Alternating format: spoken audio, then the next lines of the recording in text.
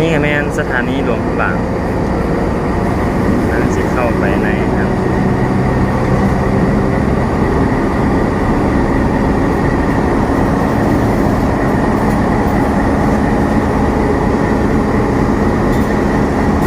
บรรยากาศ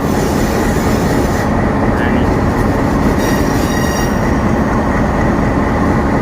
มีหมอกหลายครับคืนนี้ฝนตกเมื่อคืน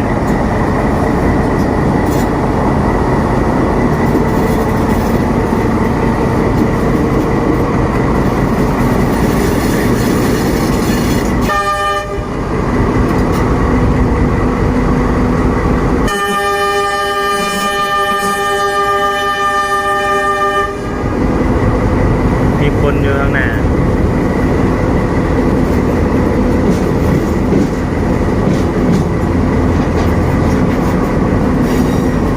เป็นการกำลังเร่งก่อสร้างให้มันแล้วทันวันที่2 ธันวาคมก็ถือว่าใกล้จะแล้วนะครับข้างหลังแล้วก็